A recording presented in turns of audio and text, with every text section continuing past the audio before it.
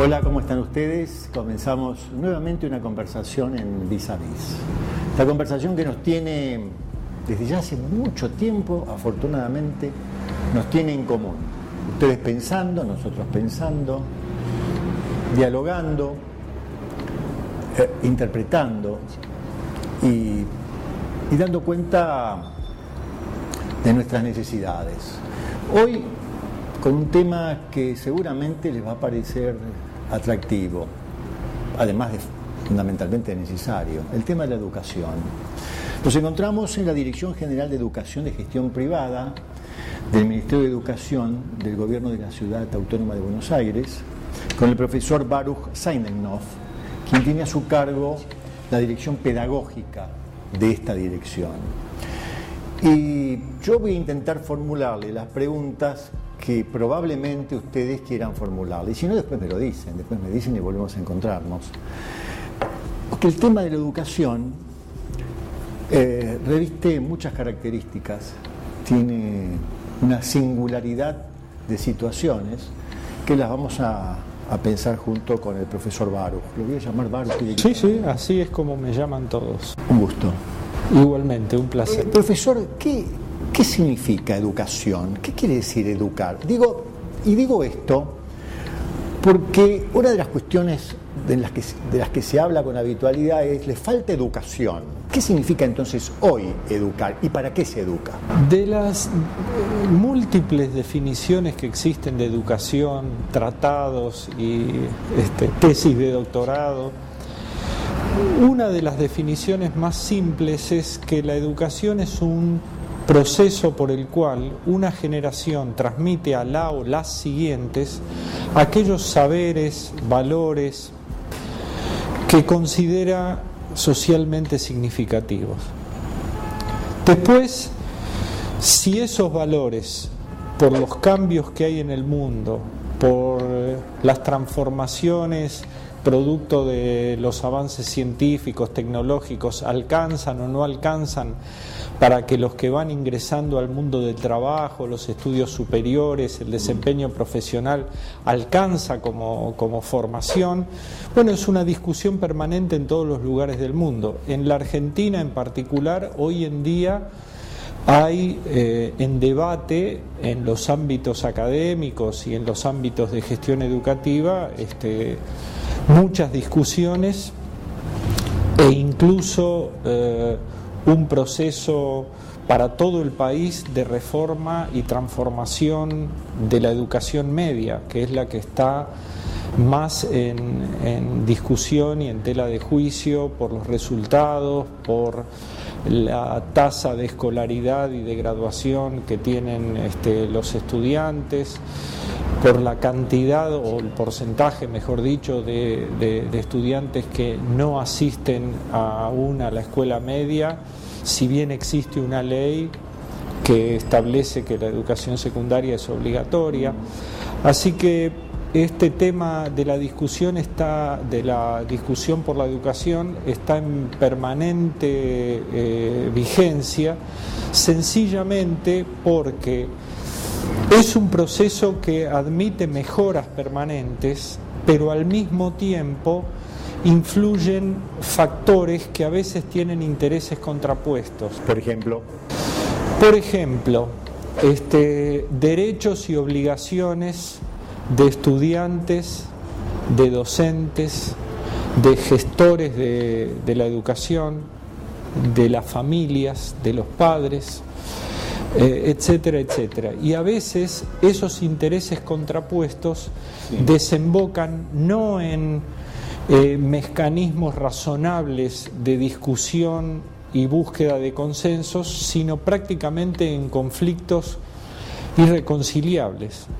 Es decir, a veces un reclamo como primera medida es la última posible para tomar, por lo tanto no hay forma de establecer un camino razonable de discusión, como decía. Pero cada sociedad le imprime una forma particular a sus integrantes para ejercer esos valores que podríamos hasta tildar de universales. Y en realidad, para que se ponga en juicio o en ejercicio un valor ético o moral determinado, siempre tiene que haber una situación dilemática, por no decir una situación en la que hay algún tipo de conflicto.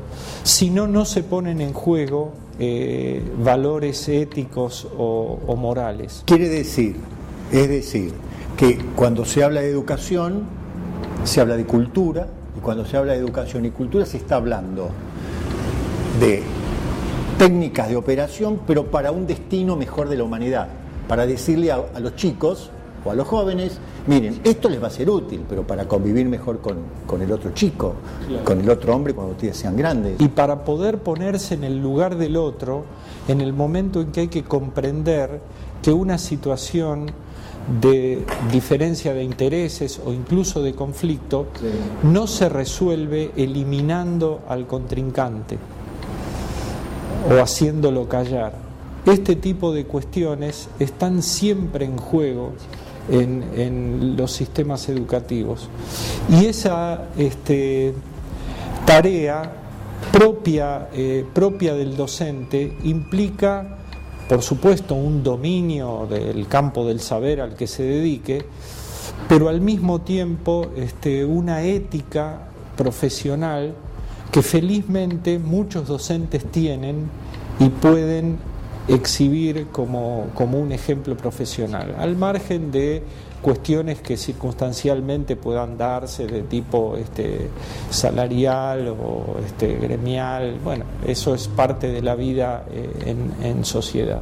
Yo le quiero preguntar, Baruch, por su experiencia a cargo de la dirección de los colegios Ort, y cómo trasunta esto que usted dice en esa educación que tiene un gran componente judío. Una de las claves, yo ya hace unos años que no estoy en Ort, pero la tradición que heredamos quienes trabajamos allí y que seguramente continúa en el ejercicio de los programas educativos, tiene que ver con brindarle a los alumnos condiciones adecuadas para el desarrollo de sus actividades, pero al mismo tiempo asignarles responsabilidades y darles la posibilidad de que protagonicen en la medida de sus posibilidades el propio proceso de aprendizaje. Por eso no es una situación excepcional que haya tantos chicos que participen en olimpiadas de matemáticas, en actividades solidarias, en actividades artísticas, como en tantas otras escuelas, por supuesto. Lo que sucede es que, como es una escuela con tantos alumnos, bueno, el porcentaje es más alto y tiene relevancia. Y además, usted sabe que esta cuestión de la responsabilidad no es una mera declaración para generar culpas o achacar responsabilidades mayores que las que uno puede asumir. Pero la condición humana se construye, no nos viene dada por el solo hecho de haber nacido, digamos, biológicamente. Es una construcción en la que interviene el sistema educativo, interviene la propia familia, los otros factores de educación que hay hoy, sean las redes sociales, sea Internet, sean los accesos a múltiples y variados campos del conocimiento. Es decir, que esta cuestión de la responsabilidad es también una manera de vincularse desde lo más profundo de la condición humana. Después cada uno elegirá de acuerdo con sus aptitudes, vocaciones, capacidades, el campo en el que quiere desempeñarse, sea la ingeniería nuclear, poner un comercio, el deporte de alta competencia o lo que fuere. Eso es una cuestión propia de los tiempos que van transcurriendo, pero la base de una formación relacionada con esos principios y valores es la que garantiza en Yiddish se decía seine Mensch, es decir, es una palabra intraducible, pero es una persona cabal, es decir, en la que se puede confiar y que puede contribuir a esto de la buena relación entre las personas. Aprovechando su cita, George Steiner dice también, cuando uno lee los clásicos, en realidad los clásicos nos interpretan a nosotros. Exactamente. Es un bellísimo texto de una de sus obras. Usted tiene a su cargo la Dirección General de Educación de Gestión Privada. ¿Esto comprende también los colegios católicos? Sí, todas las escuelas de gestión privada de la ciudad. ¿Cuáles son, por ejemplo? ¿Judías, católicas? Sí, hay evangélicas, hay musulmanas, hay escuelas bilingües, hay escuelas laicas que pertenecen a asociaciones civiles o a dueños, personas físicas. Es decir, es muy variada la atmósfera y la población que constituye el sistema, el subsistema, diríamos así, de educación pública de gestión privada. Supongo que entre los elementos de los que la dirección a su cargo transmite es la consideración del otro que hemos hablado, usted lo expresa, pero también ha de tener que ver un punto importante con la memoria, ¿no? Digamos que los chicos sepan, internalicen, pongan en su cuerpo lo que es la memoria histórica de los sucesos pasados en la historia de la humanidad. En la historia de la humanidad en general, en la historia argentina en particular, en lo que respecta a las distintas comunidades, sean religiosas o de asociaciones de inmigrantes. Hoy en día hay escuela japonesa, hay escuela coreana, hay escuela armenia desde hace décadas, y también tratan de transmitir, junto con los planes oficiales que garantizan una certificación reconocida por el Estado, sus propias tradiciones y su memoria cultural, expresada en el idioma, muchas veces en el folclore. Me tocó hace poco asistir a un acto en una escuela de la comunidad helénica, ver a los chiquitos desde la escuela primaria y por supuesto a los egresados de escuela secundaria, con las danzas griegas, con un sentimiento que no es solamente un tema de habilidad física, es un tema de expresión cultural, y así lo vemos en distintas comunidades, lo cual muestra que ese compromiso es lo que la sociedad argentina ha reunido a lo largo de tantas décadas de inmigraciones como contribución a ese todo. En una época se hablaba del crisol de razas, es decir, llegan distintos componentes y en un crisol, con un procedimiento generalmente de calor, se funden y aparece un nuevo componente que sería, como se decía históricamente, el ser nacional. Bueno, nada más lejos de eso. Cuanto más puedan contribuir cada uno de los que tienen memoria de sus orígenes al conjunto de la sociedad argentina, seguramente se enriquecerá y se hará más plural, más comprensiva y obviamente más democrática.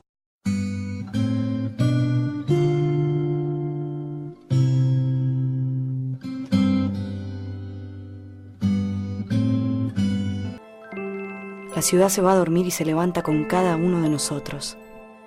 Sin vos, la ciudad no es nada. Por eso en todo lo que hacemos estás vos. Buenos Aires, ciudad.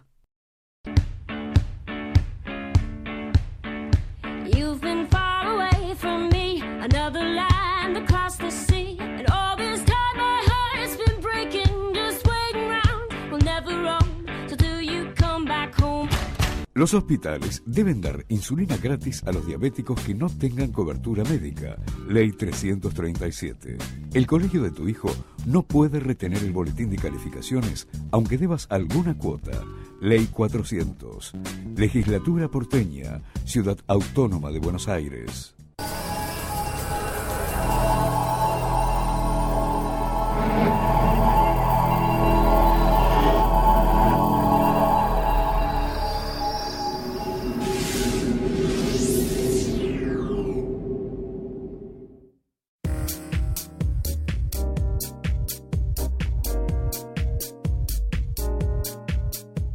Cadenazzi, hace más de 60 años líder argentino en fuegos artificiales, teléfono 4863-3070. Desde 1936 tenemos el orgullo de brindar educación de excelencia masiva en un modelo inclusivo que garantiza un futuro mejor a las nuevas generaciones. ORT Argentina es miembro de World ORT y está fuertemente integrada al sistema educativo nacional. Créditos hipotecarios Ciudad Social del Banco Ciudad, para que puedas tener tu casa con un ingreso menor al que te piden los demás bancos. Llama al 0822-20400. Banco Ciudad, te quiere ver crecer. En Ezeiza estamos terminando el aeropuerto más moderno de América Latina. Inauguración nueva Terminal B. Preembarque Internacional. Noviembre 2012. Aeropuertos Argentina 2000. Soñamos con vos. Estamos agrandando el aeroparque metropolitano con la construcción de los nuevos edificios 3 y 4 y la ampliación del sector de embarque regional. Aeropuertos Argentina 2000. Soñamos con vos.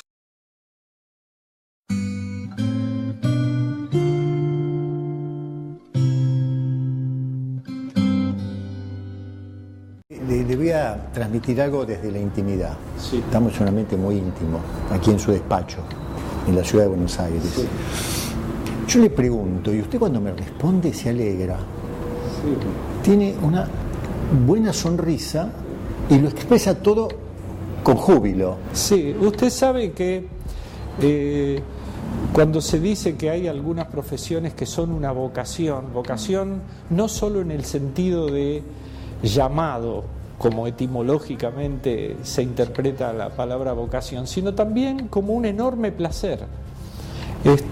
Uno se realiza muchas veces en esto, aun cuando buena parte de las cosas que tiene que hacer son resoluciones de conflictos y a veces conflictos muy serios, pero poder contribuir a acercar posiciones también nos llena de júbilo. Ayudar a que un chico termine los estudios secundarios cuando hacía algún tiempo que los había abandonado y ya se consideraba al margen del sistema, no solo lo vuelve a poner en carrera para lo que quiera hacer, estudios superiores, trabajo, etcétera, etcétera, sino que nos devuelve a nosotros la confianza en que la educación no es una mera declaración y menos un procedimiento solamente técnico-pedagógico. Baruch, tengo un conflicto conmigo. Y usted habló varias veces de conflictos. Sí. Yo tengo un libro que se llama Aprender a resolver conflictos, sí, de Ediciones Paidó. Yo tengo un conflicto conmigo. Resulta que yo empecé a escribir con lápiz. Sí. No porque pertenezca a la Edad Media o al Medioevo, pero bueno, estoy en la Edad Media de la vida. Sí. Y empecé a escribir con lápiz. Y hoy me encuentro con un libro de Roxana Morduchovitz, sí, La generación multimedia, significados, consumos y prácticas culturales de los jóvenes. Hijos de la democracia, cómo piensan y viven los jóvenes, de Liliana Mayer. ¿Qué hago con esto? Hace algunos años, un prestigiosísimo fotógrafo hizo una exposición en el Museo Nacional de Bellas Artes, viniendo de Estados Unidos. Y uno le preguntó, ¿cómo piensa usted que se tiene que formar un buen diseñador? Dice, bueno, hoy en día ya hay programas oficiales, hay carreras, así que usted seguirá la carrera. ¿Qué opina usted, le dice el joven, del diseño por computadora? Dice, bueno, es un instrumento poderosísimo que hay que conocer y dominar, pero por ahora, por lo menos hasta lo que sabemos, no encontrará ideas nuevas en las computadoras. Eso tiene que salir de usted. Y entonces, dice el joven que pensaba que si dominaba la tecnología informática iba a ser un mejor diseñador. Dice, mire, usted haga el programa, estudie, haga los trabajos prácticos. Si puede, viaje un poco por el mundo y vea cómo en otras culturas se representan en imágenes valores, ideas, transmisión de pensamientos, imágenes de lo que cada cultura hace con su arquitectura, con sus afiches, pero no se pierda de leer a Dostoyevsky. Claro. Claro.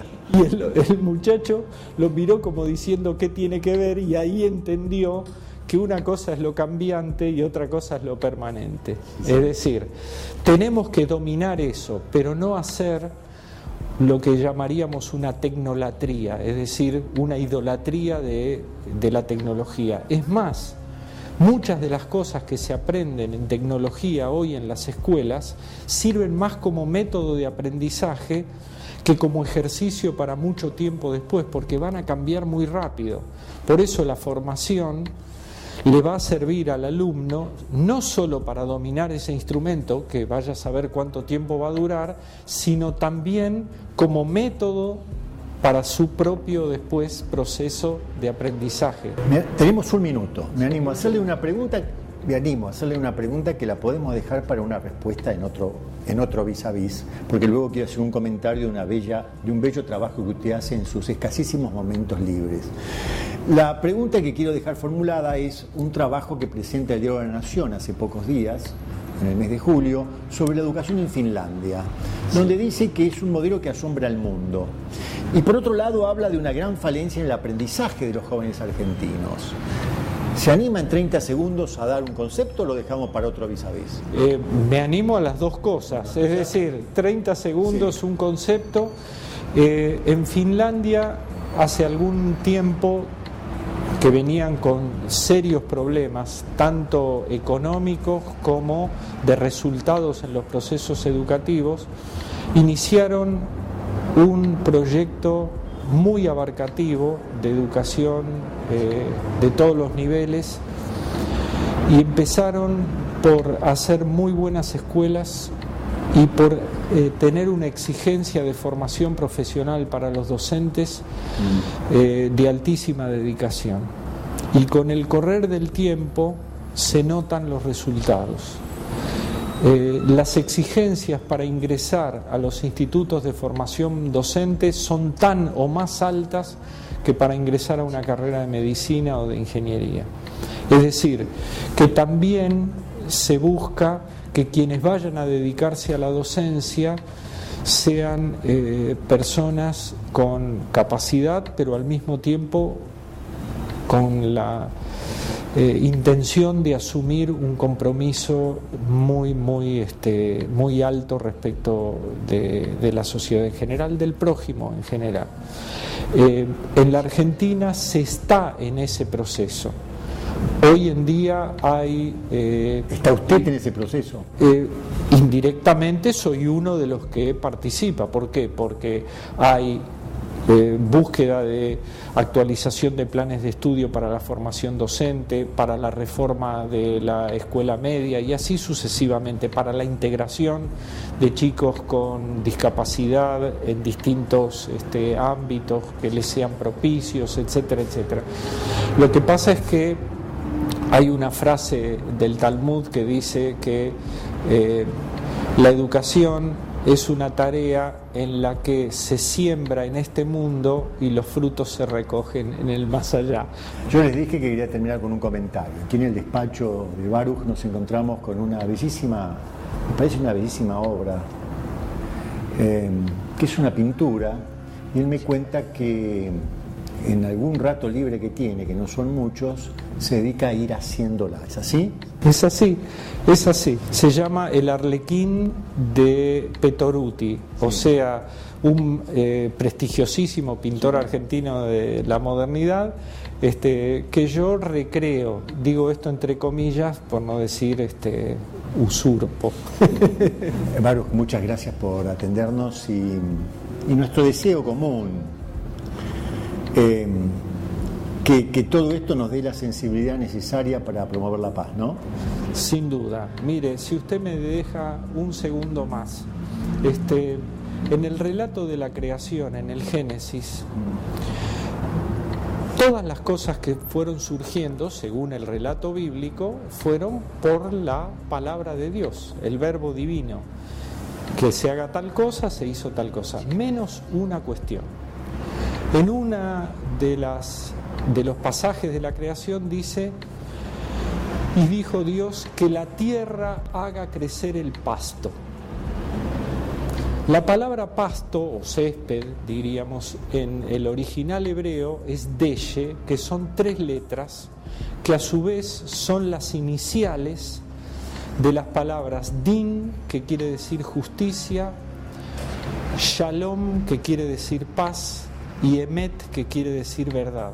O sea, que verdad, justicia y paz no vienen de arriba, la tenemos que hacer nosotros. Muchas gracias. A usted, muy amable. Muchas gracias. Seguramente vamos a cerrar vis a vis con la hermosa imagen de este acompañamiento a Pettoruti.